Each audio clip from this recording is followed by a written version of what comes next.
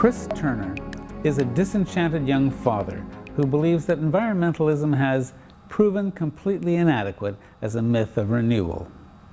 It has become, he says, a sort of mythology of death, passionate, lyrical, righteous, and hopeless.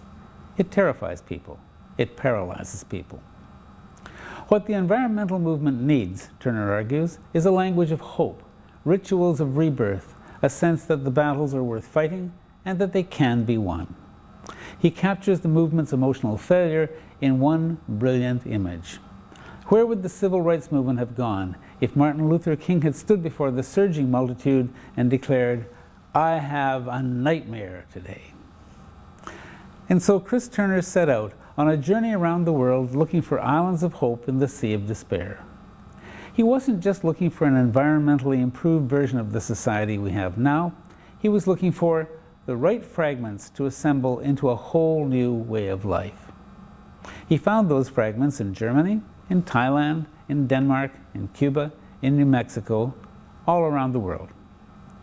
The result was a beautiful, funny, powerful book called The Geography of Hope, a tour of the world packed with images of possibility, innovation, and renewal.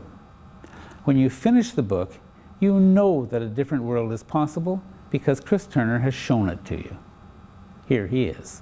I'd been, I guess, in a sense, on the periphery of the environmental movement insofar as it is a single thing. I mean, it isn't quite, but you know what I mean. I had worked in university. I'd been a door-to-door canvasser for Greenpeace.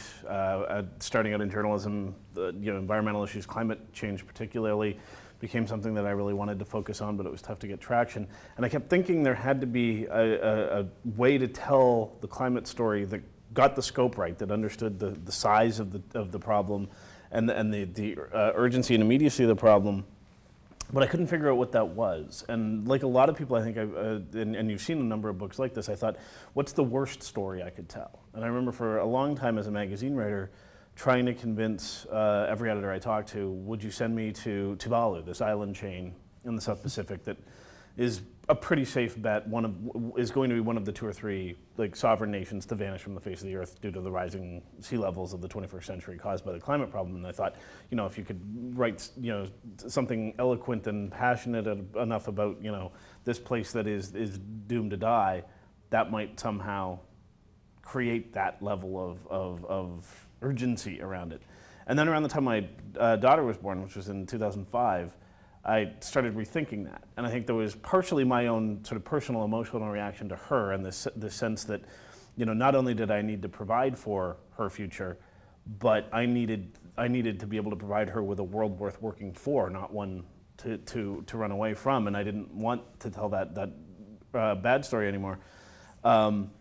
And the other thing is that the environmental movement as a movement seemed to be going through some of these same things. And a particularly influential thing for me was a speech that a gentleman by the name of Adam Warbach gave at the Commonwealth Club in San Francisco in 2003, where he basically stood in front of the elite of the West Coast environmental movement and said, the movement's dead and I'm leaving it. I'm the sort of wonderkin, next generation leader of it, and I just don't think this is the right direction, and has since moved on to constructive change that in a lot of ways is a lot less glamorous and a lot less activist, but where he feels there's actual value being added and not just, preaching to the choir and another round of protest. Mm.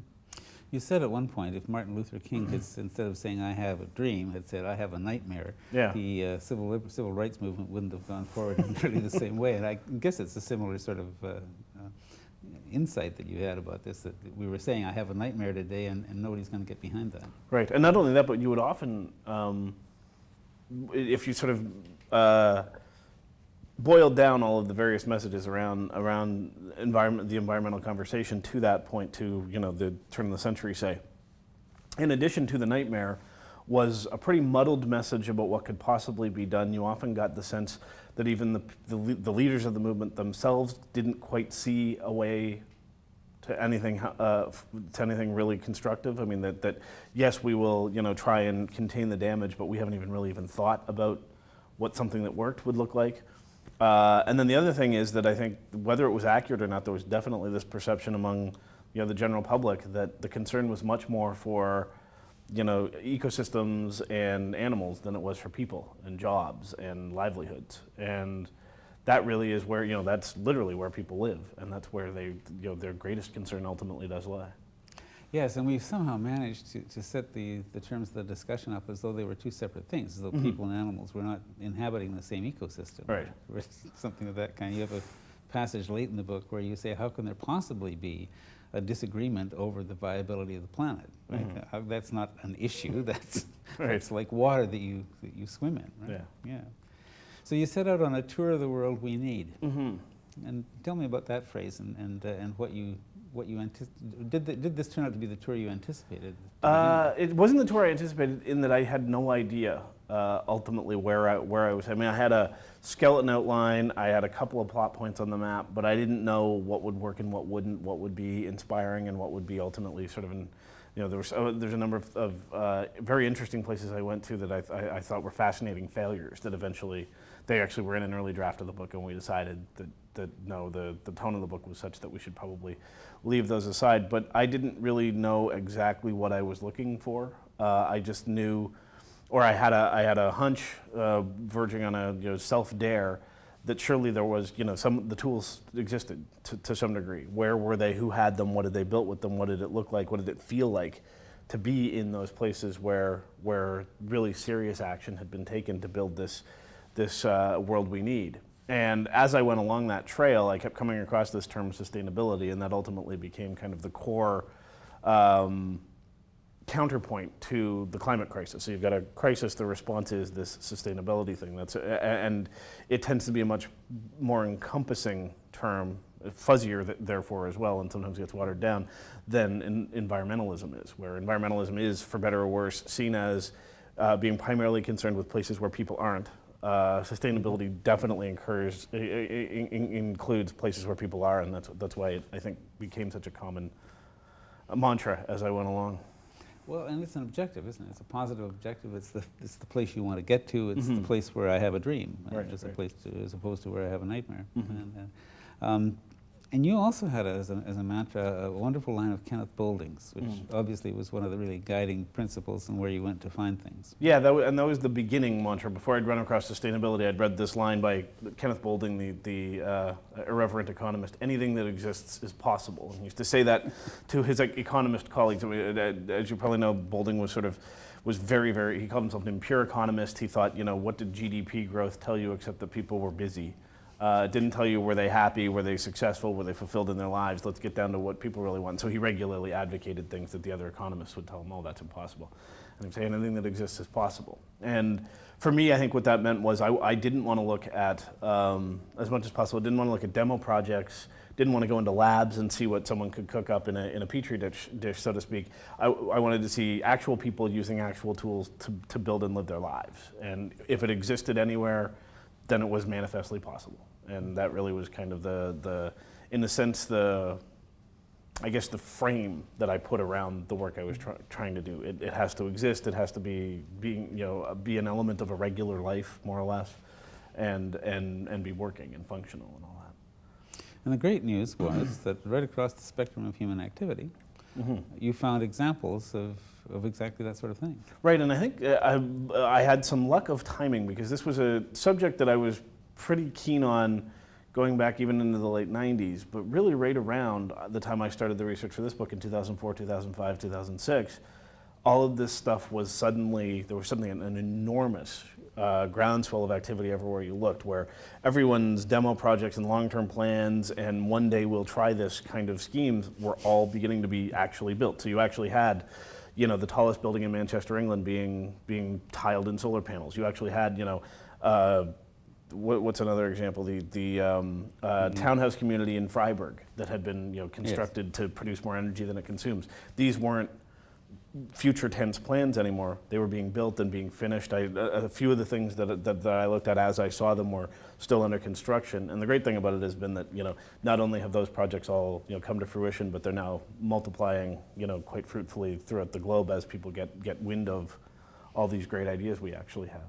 Well, I want to come back to that point a little later on, of what's actually happened since you did the initial exploration. But those examples, tell us a little bit more about Freiberg and what's it, Rolf Ditch? Rolf Ditch, yeah, and he's a great example of one of these things where I think I was initially going to Freiberg because Freiberg is the sort of birthplace of the German Green Movement. It initially arose in the late 70s, early 80s in opposition to nuclear power. So like a lot of environmental movements began as an opposition movement, as a protest movement, and eventually the German Green Party was born, and its first electoral successes were in municipal politics in Freiberg. Freiberg then became a center for solar energy research. There's a very old, very esteemed university in Freiberg that does some really advanced research in solar. And I along the way of planning to go and see this institute, and it sounded like that there were some interesting installations around town, I came across this Rolf Ditch. And unlike a lot of Germans of his sort of, he's an architect, of his social stature, speaks no English at all, basically. Very, very rare for a German in this day and age of his social standing. And so I kind of had like there was some poorly translated stuff about him and what he had done, and I'd read about this sort of redevelopment of this old French military base, and it all sounded very interesting. But it was one of those things I was sort of reading about and thinking there has to be a mistranslation here or something, because it seems to be indicating that this man builds at essentially mass market scale houses that produce more energy than they consume.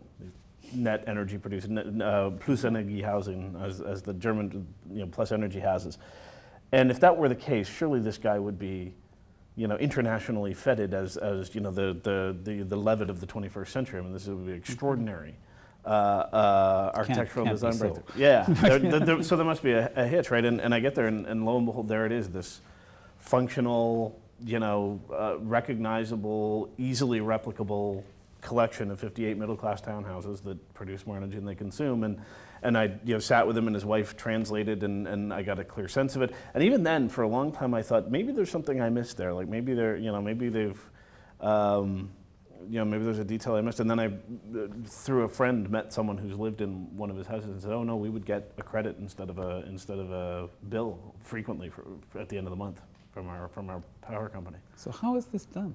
What are the houses like? Well, the thing is that, and which makes them so encouraging, I mean, they're really pretty standard. I mean, they function like any other house. They've got solar panels on the roof, but as we increasingly are learning about sort of radical moves to sustainability, it has less to do with how you generate the energy and much more with how careful you are about using it. And so what they are is really, really smart passive solar design, which is basically just to say they take as much heat as possible and as much light as possible from the sun, so that when they actually need to go to their sort of artificial heating and lighting and other systems, they don't need them near as much. And then, yes, you have a bank of solar panels on the roof and that sort of thing. But really what it is more than anything is incredibly efficient, really, really frugal design. Mm-hmm. So do they have a feed-in tariff, which is your current piece or your recent piece in the Waller? So they, well, explain how that works. Well, the feed-in tariff was actually passed in 2000 and was definitely a huge catalyst for Rolf Ditch's work. He had built his own house, which is this very Jetsons-looking circular home. Tubular. Yeah, it sits on a pole and it spins, so it turns its back to the sun in the summer, so that it doesn't need as much artificial cooling, and then spins around in the summer in the winter to take advantage of the solar heating.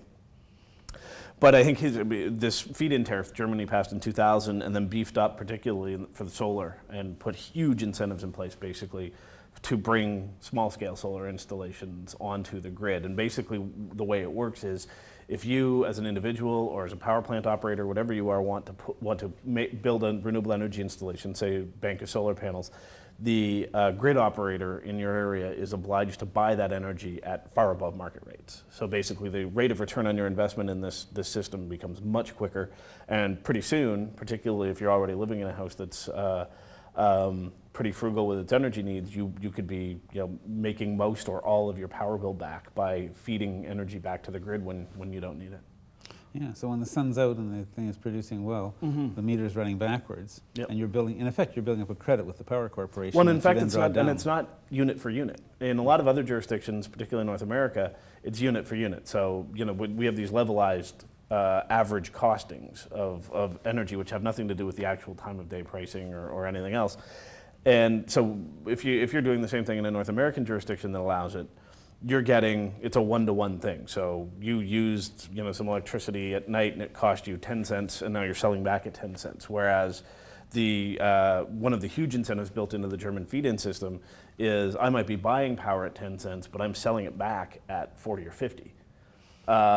Which puts a huge incentive, not just for you as a homeowner, but for the companies that service those. It just really exploded the industry in both solar and wind in Germany, and it continues to expand at just a breakneck pace. Yeah, but in a sense, aside from those sorts of features, not a radically different house from what you and I would live in. No, and that was what was most inspiring about it in a way, was how workaday it was. This is just, we're not talking about, I mean, there are, and I write about some very interesting, much more radical experiments in the desert in New Mexico, for example. Let's talk about that one. That would be Michael Reynolds, right? Mm-hmm. Yeah. Well, now those do sound very radical and Yes. and much more environmentally advanced, I guess, in a way.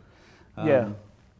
Although similar principles ultimately. Reynolds began in the 70s as, a sort of counterculture architect. He had, licensed architect from the University of Cincinnati, went out to New Mexico to dodge the draft and started playing around with recycled materials in the desert and the mesa outside of Taos. And Taos is very beautiful, but a very harsh climate. It's high altitude, very, very little rain, really severe temperature fluctuations season to season. So it goes anywhere from minus 40 in the winter to plus 40 in the summer Celsius. So really harsh climate to design self-sufficient housing in, but that's basically what Reynolds began doing, was could I build a completely self-sufficient, self-contained housing unit that would provide everything. All the water you need, all of the heat you need, you could grow your own food, you could treat your own waste. Is that a thing I could do? And as he went along, it became less and less important what kind of artificial systems he was using. Similar discovery as they've made in the passive solar design in Germany. And what became much more important was how careful was I being about trapping every bit of heat energy that fell on the house through this passive solar or thermal massing concept. And so that really ultimately is what Reynolds is the most radical experimenter in thermal mass that I've yet seen, which is basically you build a certain kind of structural material into the walls that will absorb a lot of heat when it's hot and radiate it back when it's cold. And that is really although the things kind of look like, hobbit hovels, they're sort of built half into the hill and, very, very rounded sort of design and a lot of slightly, spacey looking features. Really, they are just radical experiments in thermal mass. You're quite amusing in the book about your discomfiture when you arrived there and felt that you kind of arrived in the outwash of the hippie era and with a whole bunch of really flaky sort of stuff. Yeah. And then you get very quickly quite convinced about it. Mm-hmm. But tell me what it's like to be in one of those houses. I mean, and talk a bit about the building materials, because that's another sort of fascinating part of it too. Well, the building material itself is the walls and the mortar or the sort of structural walls are primarily built of discarded tires that have been pounded full of rammed earth. So basically, you just dump sand into the center of them and then pound them with a sledgehammer. And then you can do the same thing with pop bottles and pop cans and beer cans and that sort of thing. And those are mortared into place. So once it's done, what they wind up looking like inside is sort of like Mediterranean villas, kind of, rounded doorways. Everything's got sort of a whitewashed adobe kind of feel to it. But more than anything, what strikes you, as a visitor to one, and I stayed in one while we were learning about how they were built, is there's a real sort of comfort to them. There's no sense at all, first of all, of absence. I guess if you told someone, it's got no artificial heating or cooling system, and it's solar powered and self-contained, and it's got its own sewage system, that you would think that you would have this sense of maybe fragility or that there wasn't enough. Therefore, it didn't feel like that at all. It was actually they're very comfortable homes to live in. They work really well. They're very efficient. They as many modern conveniences as you'd like they can be outfitted with. And something actually about that struck us, it's sort of an incidental detail, but my wife and I both felt coming away that the relative absence of right angles was really kind of comforting, actually. Was it? Yeah, Yeah. That there's a sense of... They seem to, it sounds like they have a sort of a flow rather than a rigid path. Yeah, well, and in addition, all of the, I mean, there's very few right angles anywhere in the building. They tend to be rounded U's and arches and that sort of thing. And I mean, I had the same sense, you know, when you stay in a villa in southern Spain, for example. It's similarly there's a comfort to that. And I wonder whether it isn't that, you know, the natural world's forms have very few sharp angles in them. They tend to be, you know, rounded and bending and that sort of thing. It's a very interesting perception, isn't it? It may be quite a comforting thing. You know, we are not right angled, right? Yeah, You know? to say the least. Why should our environment be so environment? So, how do these houses manage things like you mentioned sewage treatment and water and so forth, which is where we didn't get to with the German examples, right? And I think the German example that they're, although they tended to be, and they can be outfitted with some of the more advanced water treatment stuff. But they tend to be, I mean, like Freiburg is a modern city with modern sewage and all that sort of stuff. You don't need that necessarily. In Reynolds' case, though, he was aiming for complete self-sufficiency. So the mesa outside Taos, you get about 8 inches of rain a year on average, basically desert conditions. Every single drop that falls on one of these things is captured in a cistern, and that's your primary water source, and they are self-sufficient for water. Where he lives and in the sort of largest sort of agglomeration of these earthships, as they're called, there's absolutely no water line. These people live comfortably with just the water that falls on the roof. And then the water as it passes through, the gray water, as it's called, which is shower water and sink water and that sort of thing, passes through a greenhouse that runs the length of the front of the house, where it feeds plants that you can grow there, and also gets cleaned somewhat, and then goes through the toilet and then out into a septic field out in front of the house. Mm-hmm. Where, although not a lot of people are doing this at the moment, but part of Reynolds' design idea is if it came to it, you could grow outdoor crops during months where that was possible using this secondary water. And presumably you could even store that secondary water in the wintertime and use it in the summertime when you're doing the growing. Probably, yeah. So there's a wonderful sort of circularity about this whole process. Mm-hmm. Yeah? And you found something similar in Thailand.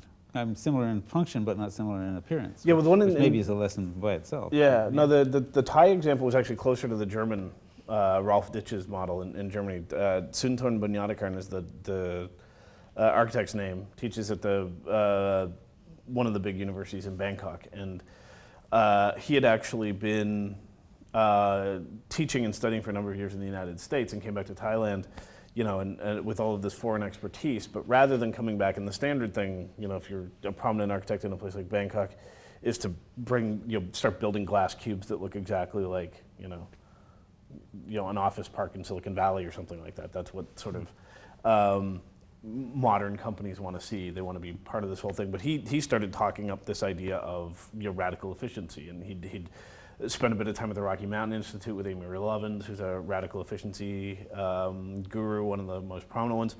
And so he developed this design. He built a house for himself, and it was, I can't remember whether it's 70, 80, 90% of reduction in energy needs.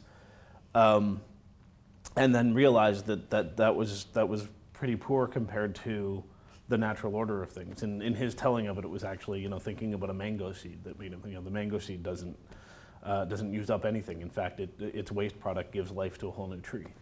And so then he went back to the drawing board and developed this Biosolar house design. And it's a house that functions as a power plant. It produces more energy than it consumes over the course of a year, treats its own water, which not all the German examples do. It's essentially self-sufficient, although he's got it connected to a grid, because he likes to, rather than storing the excess energy, he sells it back to the energy company in his neighborhood, but could probably stand on its own if it needed to.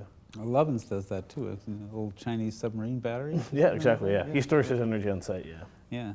But of course, he's more isolated, I think. I've never been there, but Yeah, I mean, it's not so far. It's Snowmass, Colorado, which is, I mean, he's in the old Snowmass.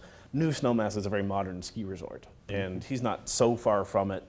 And there are, modern, giant, McMansion holiday homes up the valley leading to where he is. But he's, I think, chose much long before any of that was there, decided he would be standalone, and the house really is it's his house and a part of the research facility for the Rocky Mountain Institute, and it stands alone as this kind of living lab of the best and brightest. He's been a towering figure for so long.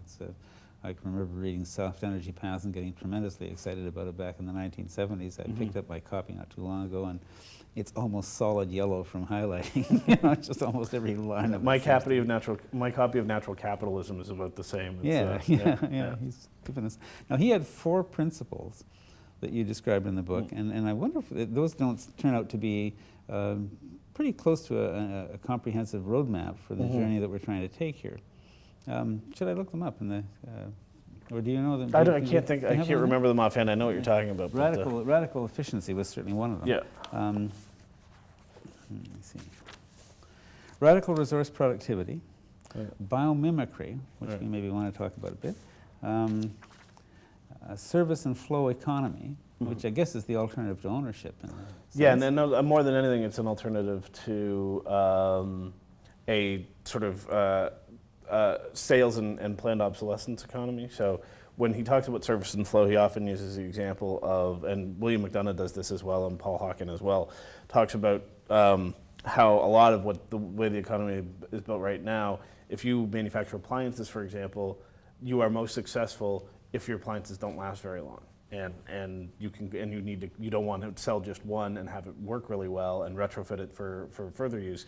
You want it to fall apart in 3 or 4 years, so someone buys another and then buys another and then buys another, and that's sort of the kind of treadmill we're on economically. And Levin's argument, and among others, is that if you as a company, in a sense, essentially leased a service or sold a service, so what you want is refrigeration. We will, there's a box that will do that, but we're leasing you a refrigeration system, not selling you a refrigerator. And now it's our interest to continue to keep you as a happy customer by making sure that it's as efficient as possible and does exactly what you need it to, and that sort of thing. And lasts forever, and or near to it as possible. Yeah, that's right. And it would be a wonderful way of turning. And this is the same principle I think that Interface Carpet uses about leasing carpet. There's sort of their evergreen lease, where what you're buying is the fact of having your floor covered and comfortable. You're not buying the carpet; they own that, and they'll take it away when it's needed. Yeah. And and among other things, have figured out how to turn it entirely back into new carpet. So they know when they take the thing back, every bit of it is recycled for use as another piece of carpet. Yeah, and that brings us to another point that this is such a rich experience you had, and such a rich book you've done out of it. But that's another experience. You talked about the recycling trap and about downcycling. And this is true recycling, what you're seeing at Interface, right? Pretty close to it, yeah, as close as anyone's come. The downcycling idea is actually a William McDonough idea. McDonough's the another of these design gurus. He's more on the actual physical design end than Levins, who's more of an efficiency guy. But that's one of McDonough's points about recycling, is that in very few cases is the object we make from the recycled material as useful and durable as the thing we made previously. So ultimately, they're just way stations on the way still to a design cycle that ultimately leads downward to landfill. And McDonough's argument is that you have to close that loop. And in fact, that if we get into radical biomimicry, if we're trying to really imitate the genius of a natural system, then if there is anything discarded from the process, it should enhance the natural, what's the term that McDonough uses for it is restorative, business as a restorative enterprise. So, and Ray Anderson of Interface uses that phrase as well, uses that term as well.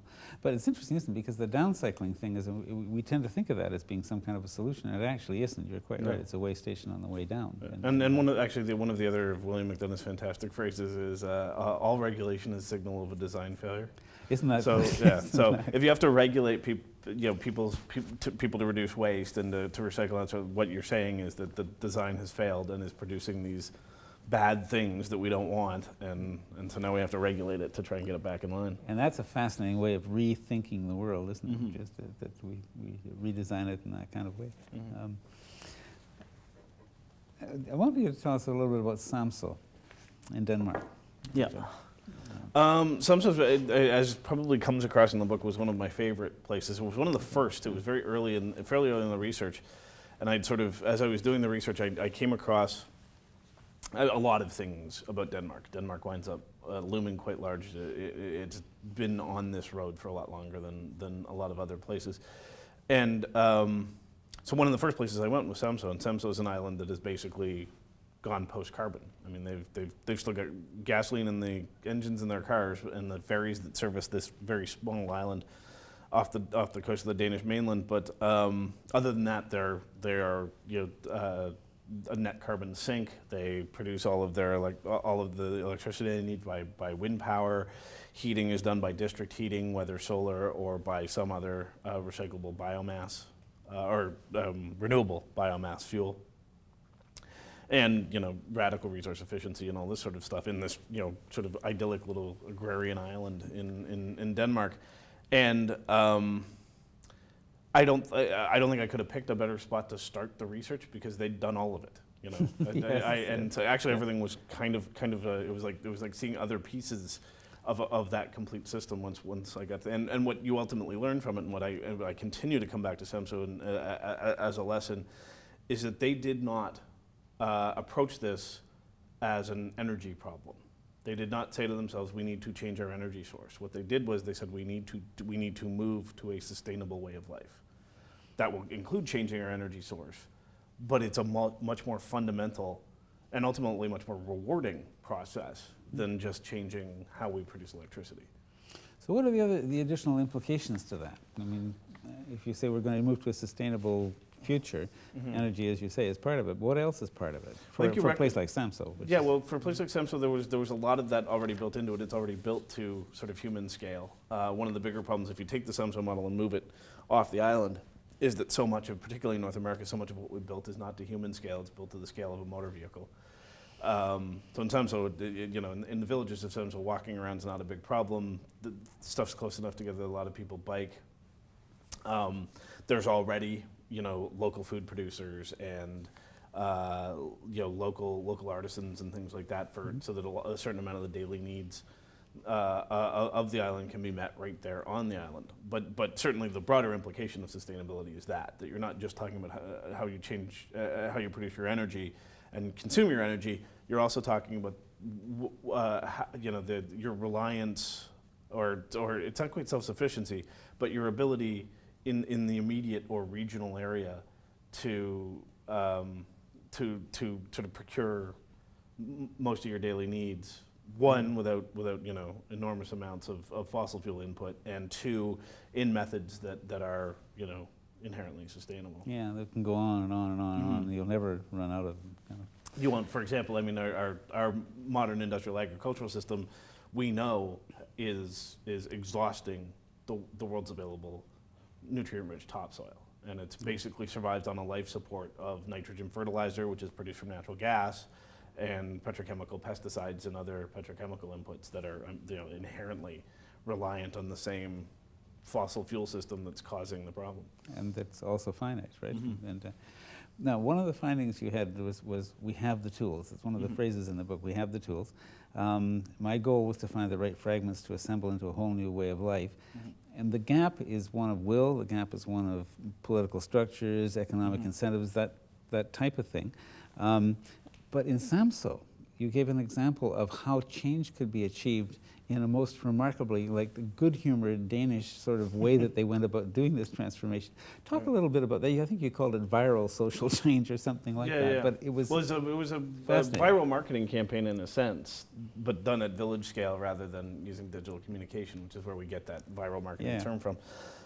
Basically, what it was, Søren Hermansen was the kind of overseer of that, and he's not a technician at all. He's in a sense, basically a social organizer, and was from Samsø, knew the people there, knew that they were quite conservative by Danish standards, knew that they weren't going to go in for something that looked like, I mean, you would be able to get the hardcore environmentalists, and there were some in those communities, but as soon as you got them, you'd lose everyone else. He knew that. And that's a pretty honest statement. Most of the places this stuff is tried, that you can get the true believers, but as soon as you get them, you've now alienated everyone else, because we don't go in for things like they like. And so instead what they did was presented it in the most sort of contiguous terms with pre-existing things. So the very first meeting they went to explain to the public what this transformation was going to be like once they'd gotten sort of approval for what they were going to do, was in the most conservative village, meeting that was already scheduled to discuss liquor licensing at the Village Inn. So people were in a familiar environment, having a familiar conversation about an important topic, and they just came in and said, "We'll tell you a little bit afterward. Meantime, we brought some free beer for you all, so we're all on the same side here." And then presented their findings afterward, not to say here's how we're going to change your community, but rather there'll be some changes, probably not here. In any case, if you'd like to be involved, you can get involved. Let us know. If 70% of the community buys into or signs on to an energy project, we can help you get financing for that. And that was the first community actually to get a project cleared and built, because they just understood the sort of psychology and the culture of these people so well. And Soren talks as well about they got a big industrial fruit press, and this is the kind of local knowledge that only a really skilled community organizer would have. Everyone has apple trees on that island, and if you've ever had a property with an apple tree, like no matter what you do, no matter how much canning you do, you cannot possibly eat all the apples that even one tree produces. They just rot on the ground, right? Right. So what did they do? They said, "Come on down to the Village Inn, and we'll press your apples into juice. That's and you can store it. And afterward, we're going to have a meeting to tell you about this renewable energy plan that we've got." And when he tells me that story, and I relate this in the book, he basically says, you could tell once everyone had their juice pressed, they didn't want to stay. Like they weren't really that interested. Yeah, that's right. But it would be rude at that point. So, all right, fine, we'll go in and sit and listen to these people. And that was how, village by village, intentionally targeting people he knew were the most respected farmer, or the most respected craftsman, or the sort of local community leader, or just knowing the psychology of the people involved, figuring out a way to have this conversation in terms they understood, in places that they were familiar with, and not have it be this sort of radical change that they were being forced into, but rather this process they could invest in. And that really was the genius of it. Yeah, all in the context of this very ordinary kind of thing. But also, I think I recall from the book, also the suggestion in that first village that this is something that probably won't fly here, because we know you're a remote and backwards little community. It's going to go on in the main town on the island, and it could go on here if you were interested. But we're not making any assumptions about that. We just thought you ought to know what's happening. Right. Yep. Which is almost like a dare. Mm-hmm. Oh yeah, it's a brilliant posture. Yeah, this is someone who truly understood the biases and sort of prejudices and base instincts of the audience he was speaking to. Knew exactly how to get them motivated, and knew that the way to do it was not just go in there talking about carbon emissions and ways that things were going to change, but rather to just sort of coax them along. I think it's one of the most brilliant stories in the book, and I think it's one of the most generalizable ones. I mean, I think if you were trying to sell an advanced environmental scheme of almost any kind in almost any small community anywhere in the world, something like that would be the way that would work, and almost the only way it would work. Well, certainly the only way it would work in a way that would get this groundswell of support, this rational exuberance, as I call it in the book, this sense that people not only are embracing this change, but are really excited about it all, suddenly, and have taken ownership of it completely, to the point, and Soren talks about that when you ask him about the process. He said, by a few months in, and it was about an 8 or 9 year process that it took, but by even just a few months in, people weren't talking about what we were going to do for them. They were talking about what they would do for their community. The conversation moved entirely to what our investment is in this. which in a sense is sustainability in the context of the conversation. Mhm. It's not being fed by somebody coming from outside, it's being fed from the internally generated excitement. Right. And they're also doing district heating with things like straw, right? Mhm. And you also have a wonderful, I think it's in Samso, you have a wonderful example of using sheep instead of lawnmowers. Oh no, that was actually in Arrow, which is Okay, another yes. Danish island. They were because basically Samso became the first sort of post-carbon island in Denmark because the Danish government decided we'll take one of the inhabited islands in the Danish kingdom and it'll be the showcase. And so there was sort of a contest between the islands who had the best proposal. Samso won, Arrow came second, and they decided the proposal looked so good, let's just do it anyway. So it's taken them a little bit longer. They've had a little bit less support in terms of things like EU grants and things like that. But last I checked, they were down to well past 80% of their carbon footprint had been eliminated in Arrow as well. And in Samso, just to make sure we touch fully on that point, Samso was producing 140% of its energy requirements by green. 114? Yeah, because they built basically an offshore wind farm as a carbon offset for the emissions from the vehicles on the island and the ferries, and built it larger than the remaining chunk of the footprint. Built it with a bit of sort of growth room, I guess, in it. Yeah, so it's not just removing their carbon footprint. They've actually gone beyond that, and Arrow is getting towards being level with it, but hasn't yet gone beyond it. But tell me about the sheep. And the sheep are the key part of the story. So Arrow, which is another agrarian Danish isle, the main town is actually an old shipbuilding center called Marstal. Marstal's a town of about 4,000.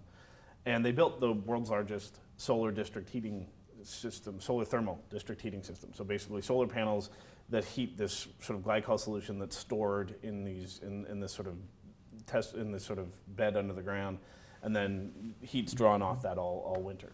So basically builds that up over the summer? Yeah.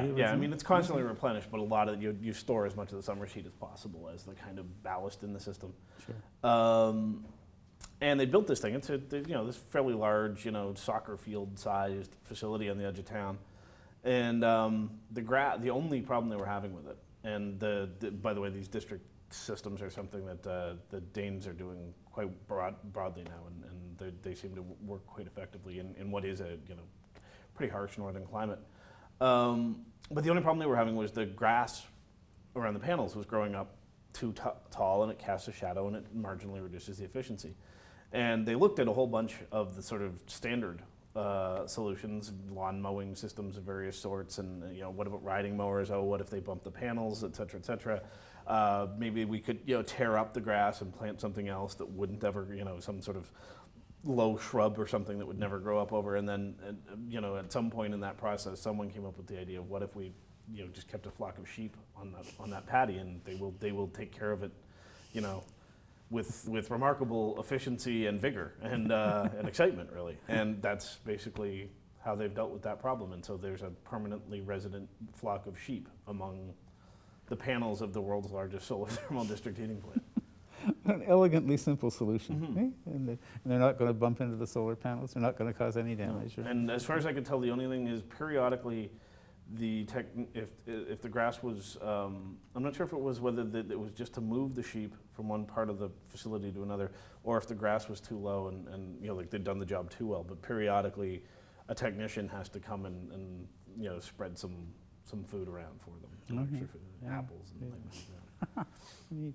Now these are all rural. Or we've been talking mostly about rural districts, not so much in Freiburg, but in the urban. I was also interested in the reinvention of the urban environment, because of course that's where most of us now live, and there's a certain sense of saying, well, if I can have a house off the grid in Taos, New Mexico, groovy, but what good is that to me if I'm in the middle of Toronto? And I wonder if we could talk a little bit about about Christiania in Denmark, but even more about Lakewood, Colorado. I think that's a really fascinating one, because that's tackling a very, very tough issue, the issue of essentially a dead suburban mall. Yeah. And converting that into something that functions. Yeah, and this has actually become, in a lot of ways, I prefer talking about that stuff to the energy stuff, because the energy stuff, frankly, is pretty mundane. It's technical application. Whereas, as you said, more than half of us live in cities. Something like 80% of the world's population by mid-century will live in cities. In North America, we particularly live in these sprawling, single-use, car-fed suburbs.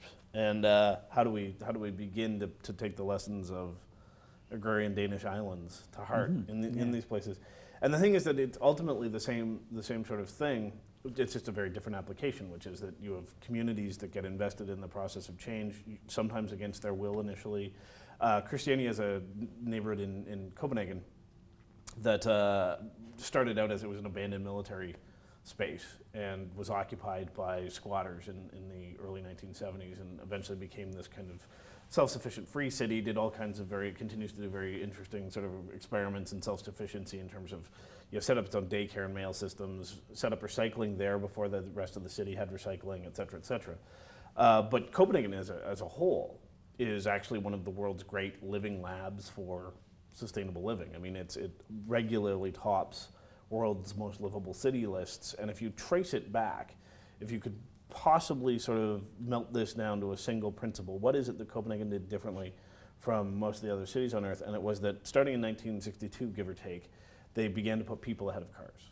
That was, and it's really kind of that simple. And Jan Gehl, who's the great sort of Danish urban design guru of all things Copenhagen, winds up sounding like Yoda or something when he speaks, because he will say things like, how is it that Copenhagen is, 36% of Copenhagenites bike to work, one of the world's best transit systems, the world's certainly Europe's biggest pedestrianized downtown walking network. It's one of the truly great cities to walk and bike and be in. And people are always, and Gehl and his firm now consult worldwide on this, and wind up saying, what is it? What do we need? What are the tools? How do we make it happen? And he'll say things like, if you give people great public spaces, they'll use them. And no, but there has to be, what's the name of the policy? How do we build it? What kind of materials do we? No, just build great public spaces, and it's really quite that simple. And it's been a model that has inspired cities as diverse as Barcelona, Melbourne, Seattle, Washington now is taking a serious look at the Copenhagen model, and ultimately just comes down when you look at it to putting people ahead of cars in the priority list and building spaces that people can get around in. And the most difficult place to do that by far in the North American context is suburbia, which was expressly built for automobiles.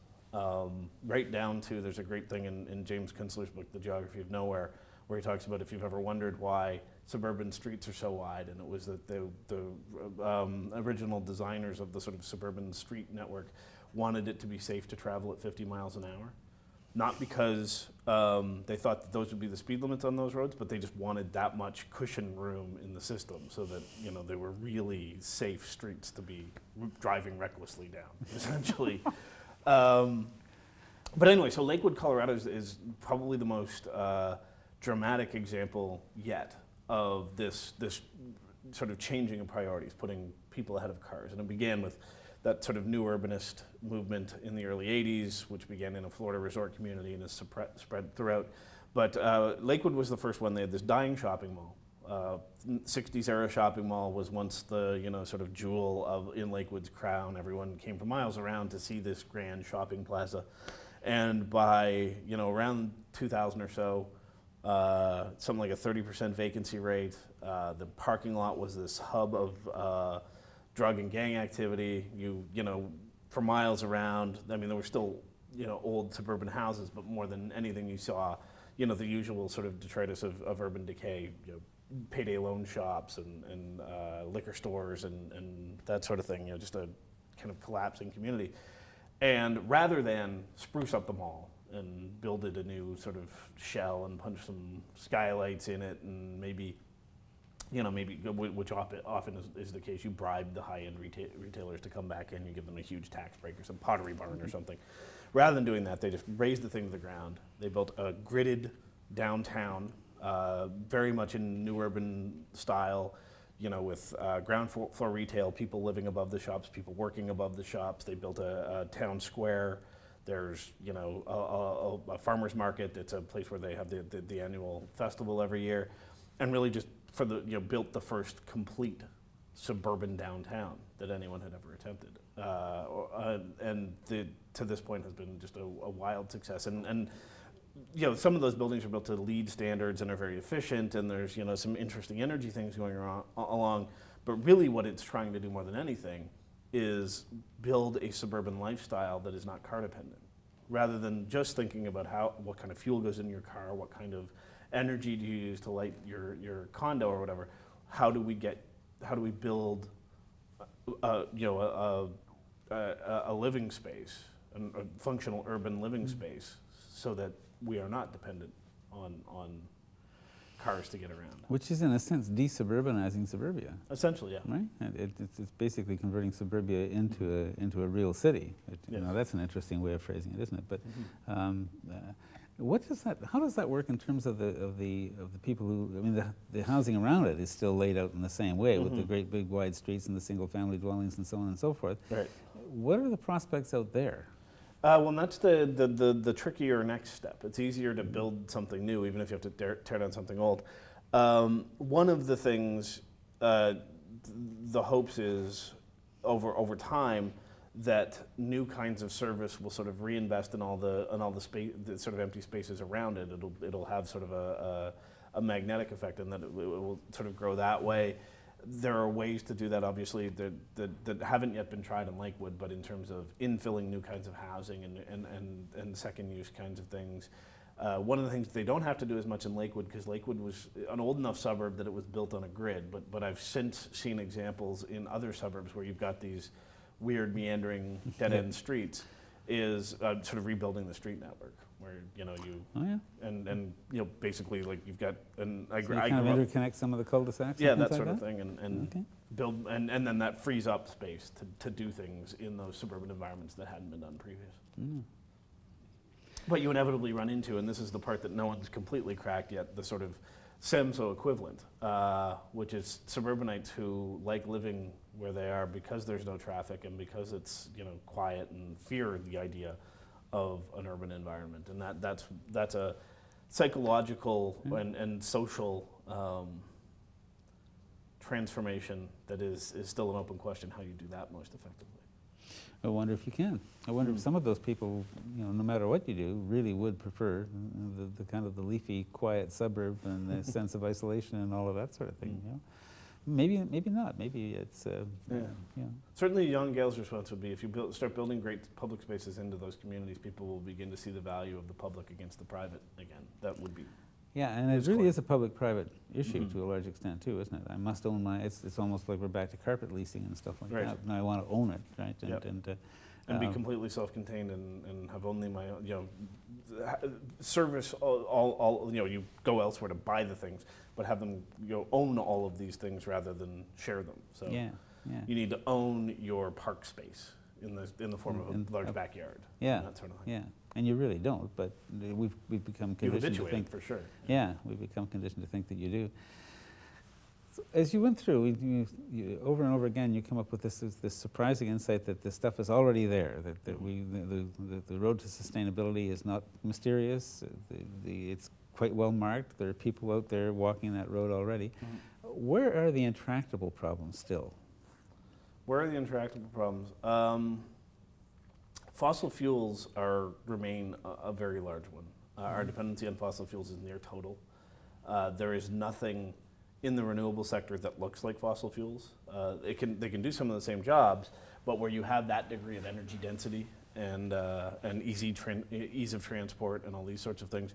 So there are certainly, I mean, it's going to take a pretty fundamental rethinking of how we procure and use energy to get to the place we need to get to, and so that requires more than just, converting 10% of the grid to renewables. It's going to require some more fundamental changes that I don't think have been completely mapped out yet. So that's a big one.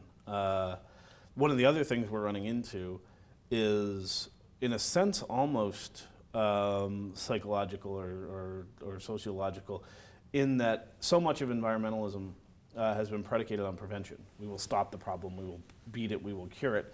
That the fact that climate change is actually already happening, and there's an enormous amount of guaranteed change already built into the system at this point. that there's this thing that's sort of happening where people have flipped from it's not a problem to it's over. There's nothing to be done. Yeah. And that's a tricky one to come back to. And that's where your title is so important, Mhm. right? Yeah. So that's a major hurdle that's nothing to do with. Yeah, well, and that's why technique or what environment. I find myself these days talking a lot less about climate and a lot more about sustainability and prosperity and, you know, the kind of economic and social system we need to live well in the 21st century, because there's going to be a lot come at us. And the system and this has actually gotten a lot easier to sell to people with the near collapse of the global banking system, that we had built a system that was not resilient at all and was not sustainable at all. And it's not a matter of rebuilding it with a little bit of extra padding. It's actually a question of rethinking it pretty fundamentally. But that doesn't seem to be where we're going. I mean, it seems Not in the short term, no. Yeah, it seems that what we're really have people sort of saying, so spend some more, Right. get the thing moving again. Yeah, doesn't really work. One final question. The research, as you say, was done in 2004, 2006 kind of range. The book comes out in 2007. We're now in 2009. What's happened since, or what have you experienced since, that you'd want to share with people who are excited about your book? Well, I mean, probably the biggest thing is that the trajectories of everything that I described, some of which was in pretty isolated or contained form, the trajectories have all been up. So bigger, more, better. I've gone back to certain places. I've been back to Denmark and Germany since the book came out. And by way of example, the solar energy industry is the best example of an industry that was just beginning what is now a 5 or 6 year phase that is the most radical, innovative, expansive phase in its history. It has gone from cottage industry to mainstream, particularly in Europe, at extraordinarily rapid innovation rates, where you've seen literally businesses that were being run out of people's garages now operating, like fully functional major industrial concerns and that sort of thing, and huge increases in efficiency, reductions in cost, eliminations of inefficiency throughout the system. So one of my favorite examples of this, and this is since the book came out, I was down in California looking at the solar industry there, and there's a company there called Akina Solar. And Akina Solar was very typical of your average solar installation company in circa 2001, in that it was a guy in his garage who would procure the materials, and if you wanted solar panels on your roof, he'd come in and install them for you. And it was kind of a cumbersome process, and not a lot of guarantees in the system of how it would work and that sort of thing. All the stuff, if you talk to anyone who's ever decided to do this, you still run into it with, for example, geothermal energy, where a lot of people like the idea of using geothermal energy to heat their houses, particularly in Canada.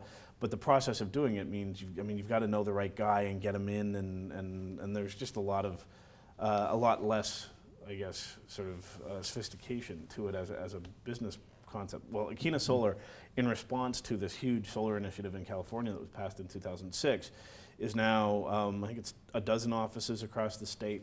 The way they function now is you call them on a Monday, they come out on a Tuesday, and they do an assessment of your house. They figure out, the size of the system that would be right for your house and would fit on your roof. They can get a pretty good estimate of what its yield will be. They can run those numbers against the cost of the system, the rebates you qualify for. You get this sort of one-page prospectus that says, here's the bottom line of what it'll cost, here's how long it'll take to pay it off, and here are the other sort of specs of it. And if you sign the dotted line, yes, install that thing, it's on your roof inside that week. Wow. And so that's the kind of sophistication. That puts it much more in line with buying a new appliance. Yes, and much further from, experimenting with some strange new way of living, right? And I think that comfort level is really pretty amazing to see in action, because at that point you aren't getting early adopters and the sort of altruistic greenies out there. You're getting the mainstream homeowner and the mainstream person who's looking at their energy bill, say, and saying, I don't like the look of that. But so much of this is a function of somebody having modified the terms of the market. Absolutely. You've got the feed-in tariff in Germany, so that your electrical power gets paid, pays you well. You've got the same solar, the incentives for solar in California that provide a kind of a greenhouse in which this plant can grow.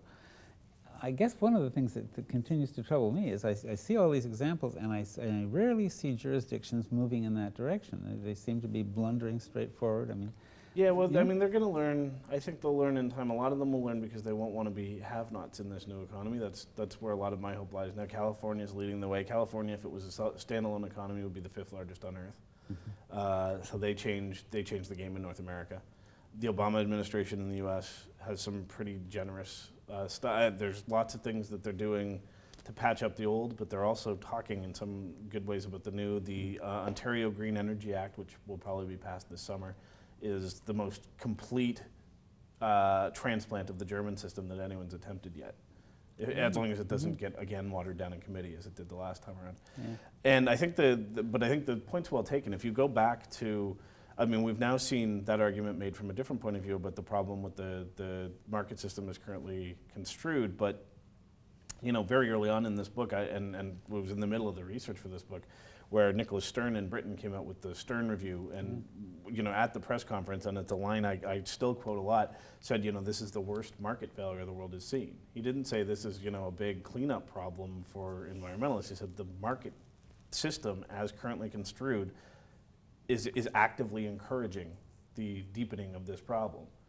And so that's why ultimately the really great results are in places where that's been acknowledged and where the parameters, and it's not, which does not mean you move away from a capitalist market-driven economy. It just means you change the playing field so that game is now being played in a way that encourages the right kinds of behavior and discourages the wrong kinds of behavior. And you call things by their right names and charge for them. Exactly. Here at the Green Interview, we agree with Chris Turner that hope is absolutely necessary if we're going to achieve the radical changes that we need.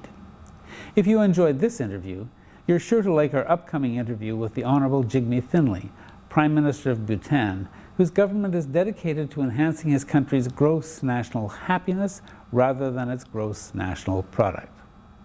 For the Green Interview, I'm Silver Donald Cameron. See you next time.